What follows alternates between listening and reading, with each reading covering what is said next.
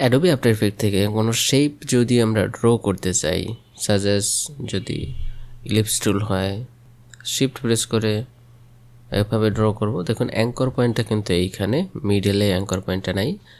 এখন পারফেক্ট মিডলে কোন জায়গায় সেই পয়েন্টও কিন্তু আমরা অ্যাকুরেটলি যদি এখানে যাই তাহলে দেখব যে অ্যাঙ্কর পয়েন্টটা এই পজিশনে আছে। এখন যদি অ্যাঙ্কর পয়েন্টটাকে অ্যাঙ্কর পয়েন্ট সিলেক্ট করে ধরে যদি এটাকে নেই, এক্স্যাক্ট মিডল পয়েন্টে না পারার সম্ভাবনাই কিন্তু বেশি, তাই না? তো এক্স্যাক্ট মিডল পয়েন্টে কীভাবে নিব, দুইটা অপশন, কন্ট্রোল প্রেস করে এখানে অ্যাঙ্কর পয়েন্টে ডাবল ক্লিক করলে এটা মিডলে চলে যাবে। এটা উইন্ডোজের জন্য।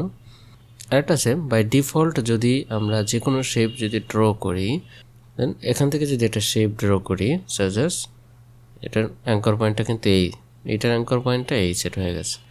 এটার মিডল পয়েন্ট আমরা কীভাবে ড্র করার সাথে সাথে অটোমেটিক্যালি এখানে নিয়ে নেবে, সেটা কিভাবে সেট করব? এখান থেকে এডিট, দেন হচ্ছে প্রেফারেন্স, দেন হচ্ছে জেনারেল সেটিংয়ে, এখান থেকে সেন্টার অ্যাঙ্কর পয়েন্ট এর নিউ শেপ লেয়ার্স, এটাকে যদি টিকমার্ক করে ওকে করে দিই তাহলে দেখুন এটাও মিডল চলে আসছে অলরেডি।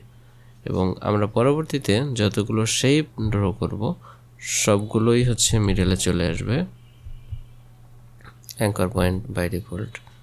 আমরা যদি এখানে যাই দেখুন অ্যাঙ্কর পয়েন্টটা কিন্তু মিডলে আছে। আমরা এই শেপ লেয়ারটাকে ডিলিট করি,